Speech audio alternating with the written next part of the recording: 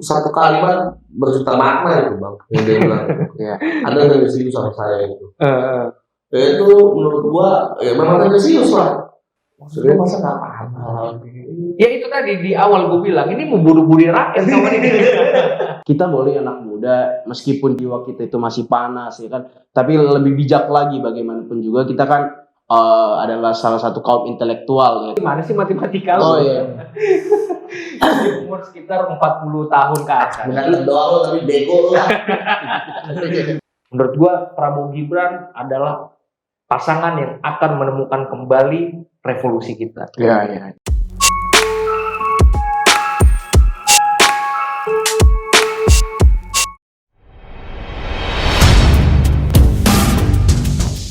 Selamat pagi netizen, kembali lagi bersama kita di Forshot Media di sesi Forum So Tau, ngobrol-ngobrol tentang apapun bersama orang-orang So Tau. Tanya kabar ini dong. Kembali lagi kita nih ada gue, ada bos Wonder, ada bos Jeremy. Nah bos Wonder hari ini lagi sakit ya, dia lagi mungkin sedang merencanakan ini apa namanya saran-saran untuk debat cawapres nanti dia. Kasih masukan buat Gibran. Lagi dipanggil. Ini Jeremy juga baru hadir nih di episode nih. Minggu kemarin gimana? Cabut deh. Ada kegiatan organisasi bang di Klatsar dari Cemara Buana ke Gunung Pangrango. Jadi kemarin nggak bisa hadir. Sorry bang. Yang di episode kedua itu kan dokter. Iya. Ke Mandalawangi ya. Mandalawangi. Udah ngeliat bunga Edelweissnya tuh. Belum tapi. Oh nggak nyampe puncak. Nggak nyampe puncak. Nge-camp di mana emang? Di apa? Surcamp. Bukan. Surya Gedung. Kencana. Bukan. Rawa gede. Ini perlu diklat ulang nih. Rawa gede. Gimana? Apa yang menarik nih? Ada personelnya nih. Seminggu ini apa deh yang menarik? Seminggu ini yang menarik itu Debat. masalah debat. Debat pilpres hari ini agak seru ya. Agak seru. Tapi gue pengen punya saran sih sama KPU. Itu dikasih tempat duduk lah. Kayaknya pemilu anggarannya pemilu dan masa debat pilpres dari tempat duduk. Iya kan? Memang ada dikasih tempat duduk di dekat kalau misalnya rehat kan di dekat penonton. Capek banget. Komandan itu. Nah, tapi kalau yang beberapa hal yang gua garis bawahi di debat pilpres hari ini sih apa ya?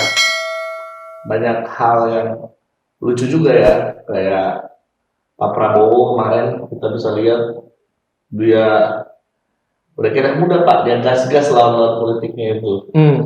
Contohnya si Anies Baswedan. Iya kalau Prabowo udah berapa kali ya ikut debat capres cawapres itu? Dia ada pengalaman ya. Ini yang keempat berarti kan? Iya ini yang keempat. Keempat. Ya kalau gue sih ngelihatnya sebetulnya sama kayak minggu kemarin gue bilang ya. Kalau debat itu kan bukan yang esensial karena itu pasti saling menegasikan. Ya lu lihat aja pertanyaan-pertanyaannya. Pertanyaannya kan bukan persoalan hukum yang timbul di masyarakat. Misalnya persoalan ada kriminalisasi, ada persoalan hukum-hukum yang belum tuntas, ada persoalan korupsi. Ya akhirnya nggak ke sana kan larinya. Larinya lebih ke bagaimana si A nyerang capres B, si B nyerang capres C, si C nyerang capres A. Ya begitu, akhirnya saling menegasikan. Betul. Tapi kalau untuk pasangan nomor satu kan harus diserang ulang. Itu yang bilang keblunderan yang sangat fatal itu kemarin lah itu. Oh, ada yang blunder? Blunder lah. Bisa dia salahin angin. Oh, capres nomor satu. Lu apa yang lu lihat? Paling ini sih bang, mempolitisasi orang yang meninggal itu untuk pasangan nomor urut 1, ya kan? Iya, dia bilang pendukung Prabowo ya. Betul. Padahal waktu itu almarhum umurnya belum cukup untuk memilih. Iya. 12 berapa tahun tuh? 13 tahun. 13 tahun. Iya. Ya memang sayang sih ya kalau hal-hal yang seperti itu dipolitisir demi elektoral semata.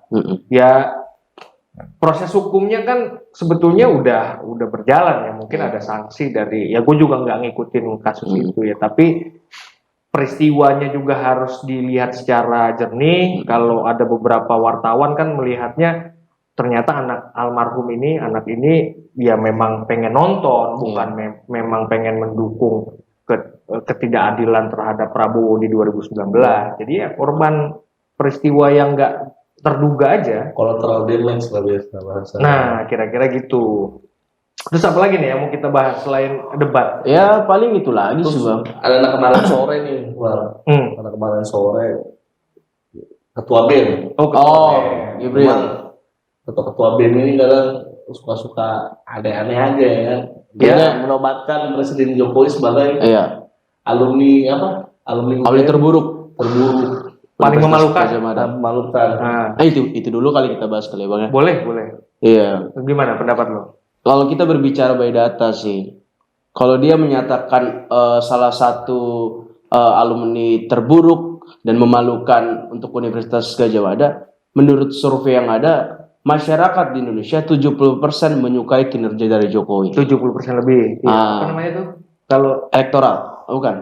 Hasil survei. Iya, surveinya Pak Jokowi, tingkat kepuasan. Nah, approval. Betul.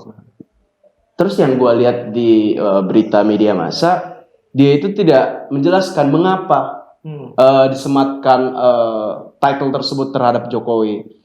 Kalau kita lihat kan sekarang banyak BEM-BEM yang ikut campur tangan di dalam dunia di dalam politik ini, tetapi tidak menggunakan by data, tapi asal ceplas-ceplos yang penting viral. Itu yang kita sayangkan. Nah, bagi gue gini bang, oke, saat ini bangsa ini adalah memakai alam demokrasi.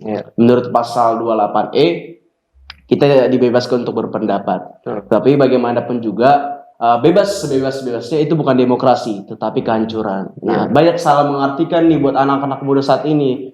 Mengartikan bahwa kan kita demokrasi. Betul. Kan kita di dalam dunia demokrasi itu memiliki kewajiban untuk menyampaikan pendapat. Tetapi ingat, menyampaikan pendapat yang bagaimana dulu? Apakah sesuai fakta atau hanya karena cacian atau makian? Itu. Iya. Gue sepakat tuh. Kalau Soekarno bilang kan memang demokrasi kita bukan demokrasi ala Barat. Betul. Bukan demokrasi yang liberal. Artinya membebaskan semua orang bisa menyampaikan ekspresinya meskipun mengganggu orang lain. Meskipun ada orang yang merasa tidak senang dengan apa yang ekspresi ditunjukkan oleh seseorang tersebut. Itu gue sepakat. Demokrasi kita kan demokrasi ya Indonesia tetap menjunjung tinggi etika. Bukan demokrasi. Iya, betul. Nah, gue juga punya pendapat sih, tapi gue lepas dari persoalan apakah Jokowi itu sebagai presiden ya, memalukan, buruk dan lain sebagainya. Kalau gue melihat, kan sebelumnya muncul tuh isu-isu Jokowi itu ijazahnya palsu, lalu diragukan dan lain sebagainya. Bahkan si Bambang Tri itu kan bilangnya ijazah Jokowi itu nyuri katanya. Nah, dengan pernyataan BEM, ya itu kan institusi yang elemen mahasiswa yang diakui di UGM. Iya, institusi yang betul-betul memang nggak perlu kita pertanyakan, kecuali kalau mahasiswa UGM biasa yang ngomong. Nah, itu langsung menegasikan apa yang disampaikan Bambang Tri, bahwa Gibran ini sepakat, ya Jokowi alumni UGM gitu. Artinya kalau memang Jokowi alumni UGM, ya ijazahnya juga nggak perlu dipertanyakan lagi. Nah, itu satu kayak yang gue lihat. Yang kedua, gue melihatnya, ya tahu sendiri lah netizen kita kan, kalau udah ada kasus itu kan pasti jiwa investigasinya kan tinggi banget tuh. Nah, ketika gagal polisi banyak netizen suka menginvestigasi sendiri pribadi ya. Nah, ketika diinvestigasi ternyata ya ini perlu diklarifikasi oleh Gibrannya, perlu juga yang menyampaikan informasi ini perlu juga mengklarifikasi. Tapi kalau gue lihat investigasi para netizen ini, kan ketua BEM ini si Gibran itu terafiliasi dengan salah satu partai politik yang memang tidak mendukung atau oposisi terhadap pemerintahan hari ini. Nah, gue lihat deh itu sih deh. Nah, kalau menurut gue sih hari ini adalah suatu hal yang wajar lah. Hmm. Jadi ketua BEM mungkin hari ini ya namanya anak muda ya Bang ya. Anak muda punya semangat dan menggebu-gebu. Hari ini mungkin dia lihat banyak rekan-rekan sejawat dan sebelumnya ini ketua-ketua BEM ini yang viral, Iya. yang banyak masuk TV diundang, bahkan ada yang jadi mantan ketua BEM ditawar partai politik jadi caleg gitu ya kan. Tapi Bahkan ada yang jadi bintang iklan Shopee kalau nggak salah. Mungkin dia pengen menaikkan NJOP ya Bang, nilai jual objek politik. Iya, dia juga pengen mendapatkan exposure ya. Ya, mencari exposure aja itu wajar lah di dunia persilatan ini ya kan. betul. Tapi maksud gua coba bro cari cara yang lebih elegan lah. Betul. Mending lu buat demo gede-gedean di Jogja itu. Ya kalau lu nggak bisa ngadvokasi rakyat, lu advokasi kebijakan publik. Iya. Apa kebijakan publik hari ini yang dirasa merugikan rakyat, dan seharusnya pemerintah pasti mau mendengarkan itu. Iya, jangan hal-hal yang ini ya bagus sih kalau buat dia ya, NJOP-nya naik nih. Kata kemarin NJOP-nya dia 5.000, mungkin sekarang udah naik jadi 500.000 ya kan. Dia mungkin sekarang namanya sering disebut di media-media nasional, jadi pembahasan, bahkan jadi pembahasan kita nih. Jadi pembahasan kita dia.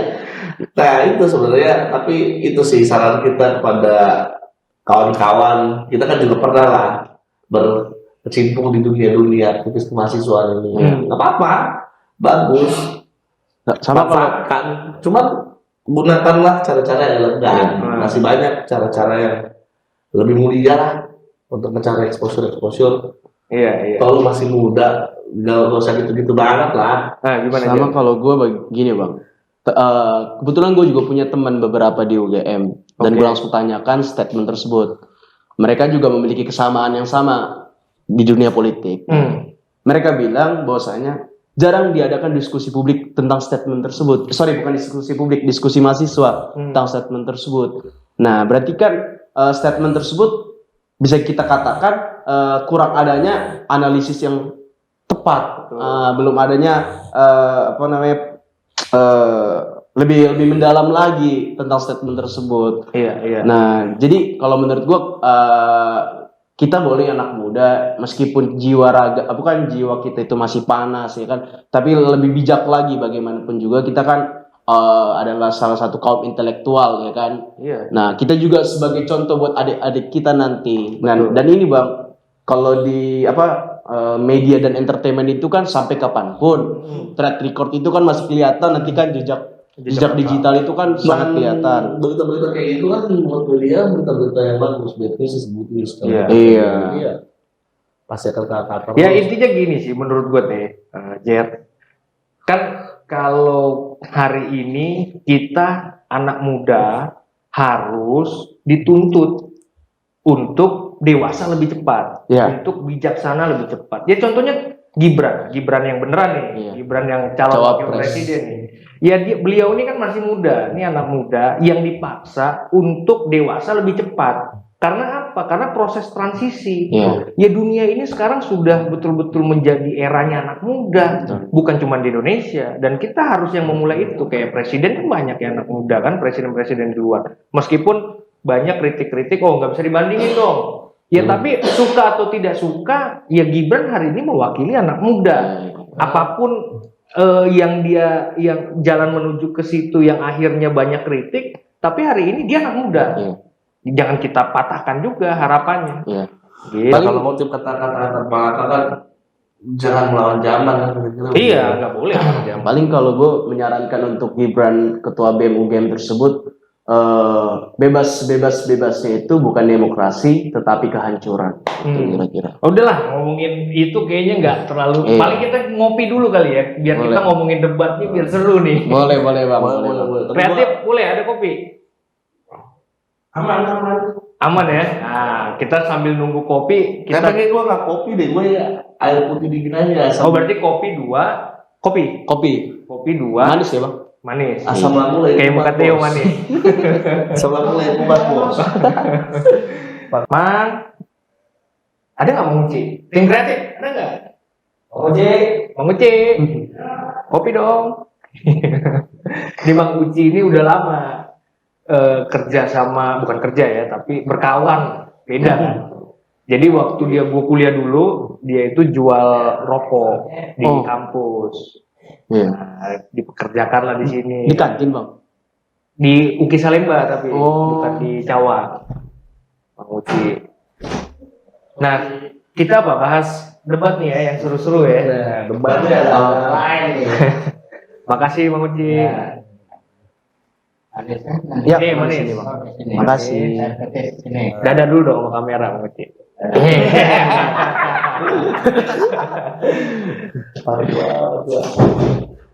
Gimana masalah debat apa yang kalian lihat tuh? Lu gimana Jen?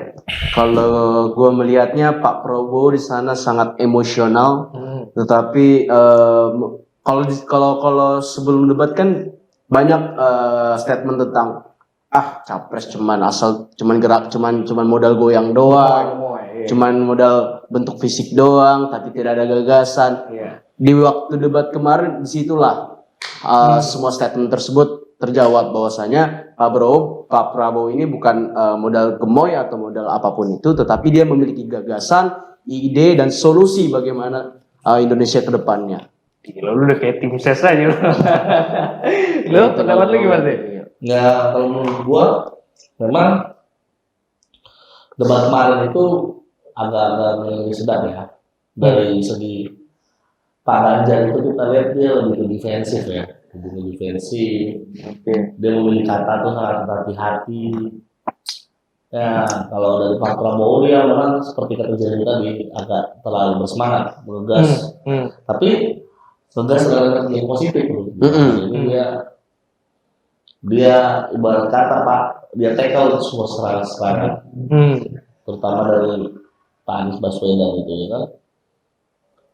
Berapa kali di space sama Anies kena tackle Pak. Yang masalah pelanggar HAM itu gimana Mas Ganjar kalau kalian menilai?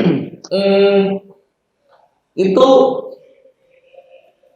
satu kalimat berjuta makna itu bang. Yang dia bilang, ada dari serius sama saya itu.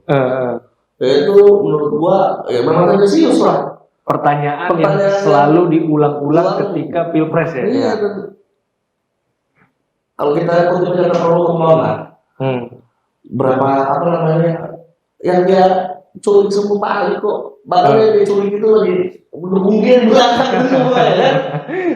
Aktif 98 ya. Iya. Termasuk ada Bang Sangat, Waktu Lima, ada Diarif, ada Irma Huta Barat. Irma Huta Barat itu penggiat HAM, dia dukung Prabowo. Natalius Pigai. Makanya kalau dibilang Prabowo penjahat udah gila. Ya sebetulnya kan kalau persoalan HAM-nya Prabowo, gue melihatnya perspektif aja. Di mana perspektif itu digunakan untuk proses merebut suara rakyat, proses elektoral. Ya tiga sekarang yang keempat kali pilpres kan selalu begitu. Yang pertama enggak ya, waktu Prabowo jadi cawapres nggak ada isu pelanggar HAM kan? Ada nggak waktu Prabowo jadi cawapres? Ada tapi nggak begitu pengaruh kayak sekarang begitu. Iya. Dan itu nggak begitu nyaris lah. Pas yang Prabowo bilang udah diklarifikasi di mana-mana gitu loh. Nah, ngapain harus disebutkan lagi bahwa memang sampai hari ini masih ada korban yang hilang belum diketemukan, bahkan mungkin ya permintaan keluarga makamnya, ya itu memang betul. Cuman kan yang jadi soal itu tanggung jawab negara untuk menemukan makam itu.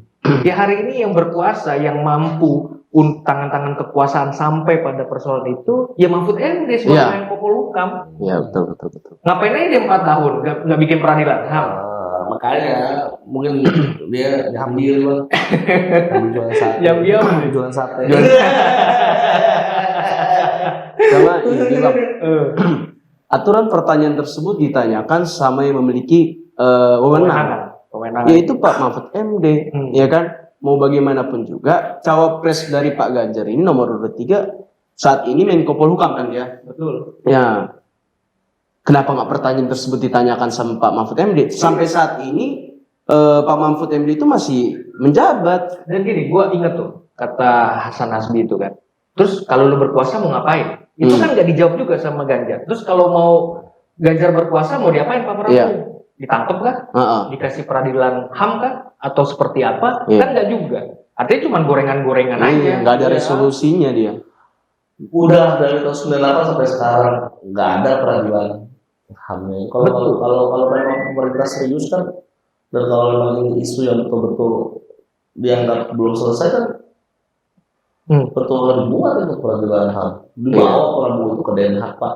Iya dong, itu biar adil gitu loh. Jangan lu goreng-goreng gini ya. PDIP udah berkuasa 10 tahun. 10 tahun Dari 2014 SBY Ketua Komisi 3 dari PDIP. Dari PDIP.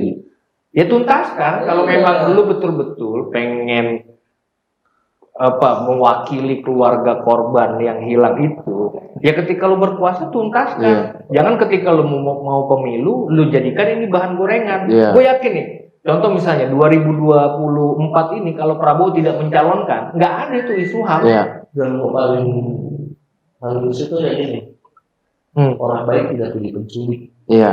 Aduh, gua dari dulu itu aja tagline-nya bos. Kayak tim terakhir misalnya kurangnya gitu ya. Iya itu dia. Nah udahlah, kalau bagi gue masalah HAM udah kelar lah, itu cuma jadi konsumsi untuk meraup elektoral semata, bukan memang betul-betul mau memperjuangkan korban-korban tersebut. Nah yang menarik Anies nih, yang jadi trending topik masalah angin gak punya KTP bos. Gimana menurut lo tuh? Gak tahu ya, mungkin waktu gue gak tahu apa maksudnya itu bilang itu gak punya KTP. Mungkin sekarang hari ini timnya pun udah bingung, apa kita counter barang ini ya. Masalah polusi udara itu kan, itu kerjaan Anies yang belum tuntas. Sekarang jelas Pak, itu gak bohong itu. Banyak orang masuk rumah sakit gara-gara saluran pernapasan ISPA itu. Iya, ibu hamil juga terganggu. Ya bagaimana mungkin programnya Prabowo? Mestinya nyalain pemerintah pusat lagi. Dia bilang kalau polusi udara dari PLTU hasil dari batu bara. Itu kan nggak mampu kan lo berbicara kayak Anies kan? Emang Anies itu jago sebenarnya retorika, nggak mampu. Bingung lo. Retorika kata-kata. Iya, itu barang. Cocoknya memang bukan jadi presiden Pak. Jadi apa? Tim jubir istana. Cocok dia. Bukan, dia cocoknya itu jadi penyair. Itu puisi dia bacakan, orang-orang pasti terpukau tuh. Nah, kalau gue ngeliatnya gini Jer, kalau dia ngejawab sesuatu paling panjang kali lebar. Tapi poinnya nggak ada. Tapi nggak ada poin. Ibaratnya kayak marahnya mama atau lo, aw berisik aja. Cuman pointless. Iya, jadi Anies ini memang bagus, ya kita akui lah, dia retorika tuh mantap. Cuman kadang-kadang ketika dia punya kemampuan retorika, itu membuat orang bingung sendiri dan dia pun bingung. Kan bukan hanya persoalan angin ini. Waktu dia jadi calon gubernur, dia ngomong ke warga, dia bilang air itu bukan dibuang ke laut, tapi air itu harus masuk ke tanah. Ada lagi muncul. Apa alat transportasi yang paling sering digunakan oleh warga? Kaki katanya kan. Dan di kesempatan berikutnya ketika dia diwawancarai, apa alat transportasi? Dia jawab motor. Dia lupa tuh pernah jawab kaki. Dan akhirnya disinggung, bukannya kaki Pak, ketawa. Nah maksud gua saking dia hebatnya beretorika, akhirnya poin yang harusnya dia sampaikan dia buat itu menjadi ngeles mata. Itu udah pemain. Kayak waktu dia debat sama, memang kan kalau Anies itu pawangnya sini bro, pawangnya itu Ahok. Kalau Ahok kan nurut teknis. Nah ketika misalnya di challenge sama Ahok tuh, gimana mungkin lo bikin rumah DP 0% dengan anggaran APBD Jakarta sekian, warga yang tidak punya rumah sekian, gimana caranya? Anies dengan pandainya beretorika bilang apa? Ya itu orang yang tidak punya harapan. Kita orang yang membawa harapan. Kan gila itu kan. Tidak punya keinginan. Nah, selain apa? Angin. Tahu nggak? Kalau ini ibu SD Pak. Tiba-tiba adalah anak minus 12 matanya terus, Bu, saya bercita-cita jadi tentara. Tenang nak, kalau kamu berusaha kau pasti bisa. Padahal matanya minus 12, kaki pincang. Agak nasional ya. Dulu SD, dulu BK kawan di Iya. ya. Optimis itu boleh bang, tapi melihat dulu alat senjata yang kita gunakan itu. Realistis. Iya realistis. Jangan Iya. berawang-awang ya kan. Iya, iya. Dan jangan memberikan harapan kepada masyarakat, tetapi tidak terrealisasikan. Pemain-pemain ilmuwan itu nggak begitu. Iya. Pak. Sama ini sedikit menyinggung tentang Jokowi diktator di debat itu. Bukan juga diktator, apa demokrasi dikritik oleh Anies. Pada saat itu kan Pak Prabowo menyampaikan bahwa dia yang mengusung. Tidak akan mungkin kalau misalnya pemerintahan pada saat itu diktator, Anies menjadi gubernur. Betul. Nah, lanjutkan. Gimana nih? Tapi gue sepakat itu. Gue sepakat banget waktu itu. Itu kalau mungkin itu zamannya Pak Harto, Pak, Wah, ya. ada kekuatan yang malah seperti itu. Wah, Habis barang itu. harus seperti itu. Selesai. Sama-sama saya. Ya kalau zaman Pak Harto itu kan gubernur dipilih ditunjuk langsung oleh Pak Harto. Nggak ada proses demokrasi. Betul. Ya, sekarang udah demokrasi. Iya, tapi kalau Kurang apa lagi gitu loh. Iya. dan dia bukan tiba-tiba udah nggak ada yang mempersulit dia waktu dia jadi gubernur itu. Nggak ada apa namanya hal-hal. Kalau Dia biasa gini deh, menakut-nakutin masyarakat. Kayak contoh nih, narasi yang dibangun ketika dia nyalon presiden. Bakal dikerjain nih, bakal dijegal. Ya buktinya lolos dia pertama daftar. buktinya berdiri dia di KPU kan. Debat dia. Debat dia. Artinya gini, bagi gua Pak Anies seharusnya Bapak itu kasih dong ke masyarakat itu hal-hal yang memang Pak Anies punya gagasan, ini loh problem solvingnya, ini loh pemecahan masalahnya. Jangan narasi-narasi yang dibangun adalah narasi-narasi ketakutan. Jadi gue lihat nih, Dan narasi harapan, Pak. bukan, yang gue lihat gini, udah mirip-mirip gayanya sama 03 nih. Kasih ketakutan, menyebar ketakutan, menyebar masa lalu dan lain sebagainya. Iya. Dan Pak Anies ini kan cerdas. Pak Anies itu motong persoalan Prabowo tidak mau beroposisi. Itu bagi gue kerangka berpikirnya ngaco gitu. Beroposisi dan tidak beroposisi itu bukan bagian dari kita memilih, tetapi beroposisi karena ada gagasan kita yang tidak diterima oleh pemerintah saat itu. Maka kita beroposisi. Itu bukan pilihan, tapi itu bentuk tindakan. Nah, ketika Prabowo merasa bertemu nih, lo ingat nggak waktu 2019 awal Jokowi sama Prabowo ketemu? Ingat. Kan dari MRT dulu dia. naik MRT. Kan pasti ada obrolan. Artinya pasti Jokowi tanya dong, apa sih gagasan Bapak? Apakah Bapak membangun bangsa seperti apa? Nah, ketika gagasan itu diterima, ya masuklah Prabowo. Iya. Itu satu. Yang kedua, Dan lu kan juga pernah dari orang yang menerjemahkan gagasan itu. betul. Lu pernah jadi menteri yang beli. Betul. Bahwa kemudian akhirnya lu mengkritik. Lu yang lebih lucu, Bos. Lu jadi oposisi kan bisa jadi menteri. Lu udah kekuasaan itu Dan sebenarnya. gini, gue nggak ngerti ya teorinya ya. Ya koreksi kalau gue salah, ini kesoktawan gue aja. Kalau oposisi itu kan orang yang punya partai politik. Iya. Anies itu emang punya partai politik. Iya. Dia oposisi terhadap apa? Ya, gini, padahal dia itu padahal rektor ya, mantan aktivis mahasiswa. Maksudnya masa nggak paham hal-hal begini? Ya itu tadi di awal gue bilang, ini mau bunuh rakyat kawan ini. Yang penting dapat suara. Meskipun kolam suara yang beliau peroleh itu ya pasti ya seputar segitu aja, yang rakyat yang mau dibodohi. Dan suara-suara yang tidak terakomodir selama zaman Pak Jokowi. Betul. menjabat. Nah, lo gimana pandangan lo, anak muda nih? Umur lo berapa? 20? 20 tahun. 20 tahun. Gimana ngelihat Pak nih? Kalau kami sih melihatnya itu, Bang. Bapak ini terlalu banyak memberikan harapan, tetapi nggak dapat direalisasikan. Terlihat dari waktu dia menjabat sebagai gubernur, DP 0%. Dia memiliki harapan bahwa rakyat harus memiliki rumah, rupanya tidak terrealisasikan lagi. Ya kan, terus dia sekarang memberikan statement tentang ketakutan-ketakutan, bahwasanya pemerintahan saat ini selalu mengintervensi dalam dunia pemilihan politik, dunia pemilihan pilpres ini kan. Nah, kita melihatnya di situ bahwa Pak Anies ini kurang bijak dia. Iya. Kurang bijak. Dan sebenarnya nggak cuma Pak Anies sih, wakilnya juga blunder. Iya. Ini memang pasangan blunder. Gua narap banget waktu ditanya sama Denny gitu kan, di podcastnya di Tutup Pintu ya. Tutup pintu ya. Oke.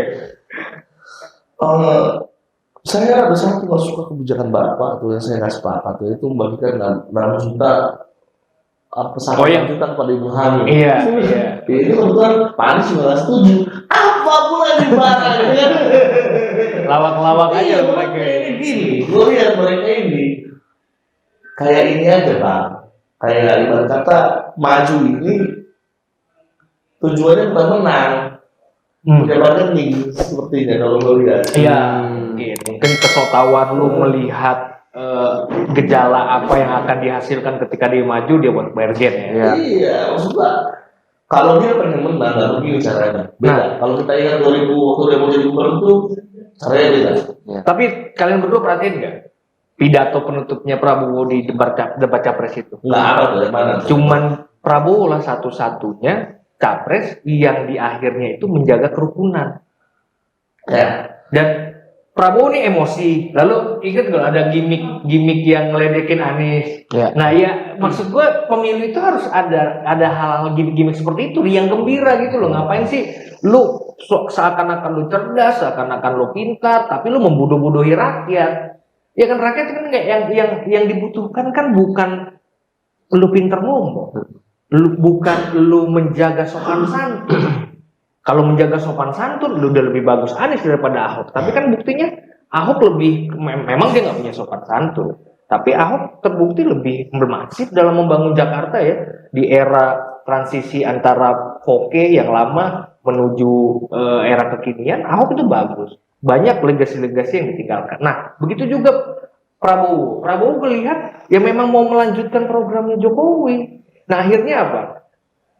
Program yang sudah harus kita dorong ini tidak bisa kita lakukan kalau negara ini terpecah-pecah. Maka kita harus bersatu. Itu keren banget. Kita harus rukun. Bagaimana kita menatap Indonesia 2045 kalau kita terpecah-pecah? Bagaimana mungkin lu sebagai pewaris nanti, umur lu berapa? 20 tahun. 2045 berarti 20 tambah 35. 41. 35 tahun. Enggak, kan 23 sekarang. 20. Bukan, sekarang kan tahun 2023. Iya. Tambah 22 tahun. Lu gimana sih matematika lu? Oh iya.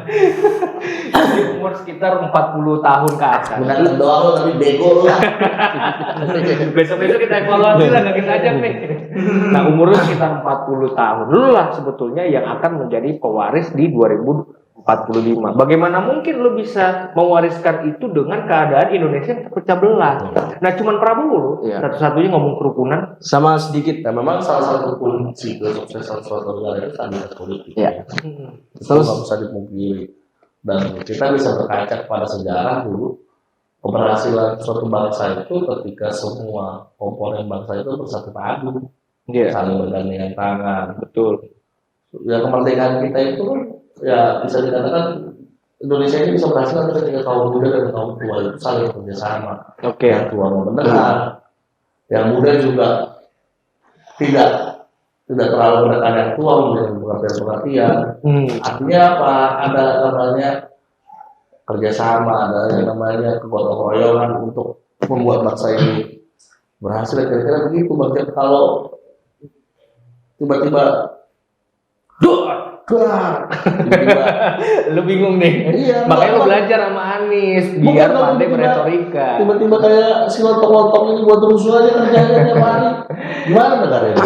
Bang. Inilah closing statement lah dari Jeremy terkait 1 minggu ini dan ya pastinya debat lah. Gimana menurut lu? Oke. Ada salah satu pahlawan berkata namanya Thomas Leimena. Oke. Politik itu bukan teknik untuk berkuasa, tetapi bagaimana cara mengabdi kepada masyarakat. Sorry. Gue potong. Nih. Namanya bukan Thomas Lemena. Siapa itu? Namanya Johannes Lemena juga. Oh iya. Jangan gara-gara ini kita jadi menggunakan GMKI, Pak. Itu motivasi mereka. Iya. Jadi tolong dikat namanya Johannes Lemena. Lu baca buku dulu ya.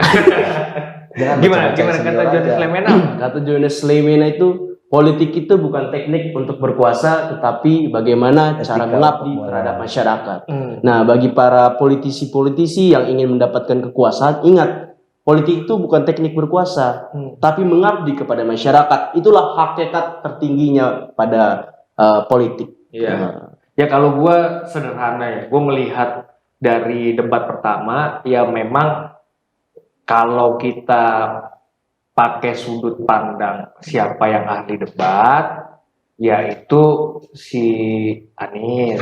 Kalau memang siapa yang paling aman, yaitu memang Ganjar. Tapi gue melihat secara lebih luas, secara global, karena gue bukan melihat debatnya ya, karena debat nggak bisa juga akhirnya menjadi solusi bagi bangsa ini. Gue mengutip pidatonya Soekarno dalam pidato Hari Kemerdekaan. Itu judulnya tuh dikasih Soekarno Rediscovery of Our Revolution, menemukan kembali revolusi kita. Nah, menuju 2045, menurut gua pasangan Prabowo Gibran ini adalah pasangan yang akan menemukan kembali revolusi kita. Bagaimana kita tidak mau dikebiri oleh asing, bagaimana kita tidak mau asing itu mencengkram seutuhnya republik ini dengan apa? Dengan hilirisasi. Ya. Dengan apa? Dengan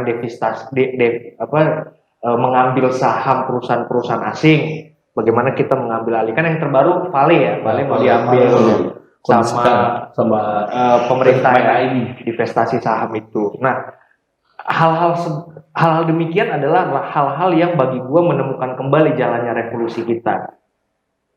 Bagaimana kita mandiri sebagai bangsa. Kalau kita mengutip Trisakti Bung Karno itu kan bagaimana kita berkepribadian dalam kebudayaan. Ya. Itu tadi kerukunan. Yang kedua, bagaimana tadi kita berdikari dalam ekonomi. Dan yang paling penting, menurut gua, dan ini yang pertama diucapkan oleh Soekarno, berdaulat dalam bidang politik. Menurut gua, Prabowo Gibran adalah pasangan yang akan menemukan kembali revolusi kita. Iya. Tik, closing lo?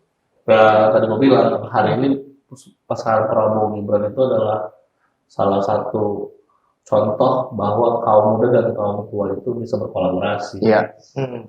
Ada yang bilang sekarang saatnya anak muda, tapi jangan lupa di bangsa ini ada orang tua juga, dan orang tua itu punya hak juga dalam bangsa ini.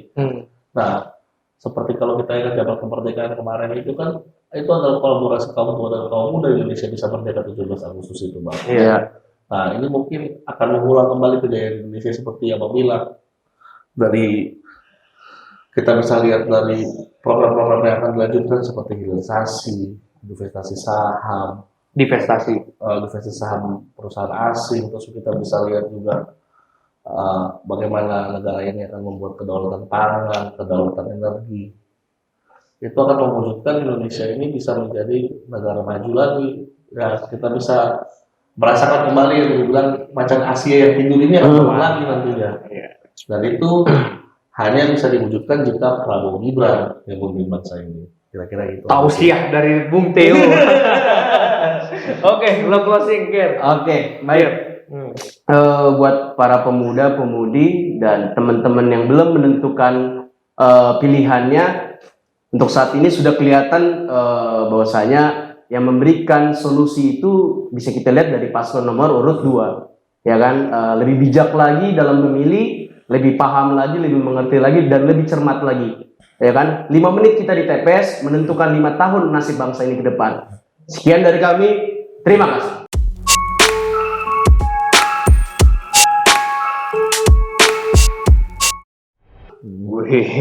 Thank you Mas Bro. Pura-pura tidak. Thomas Lu parah lu.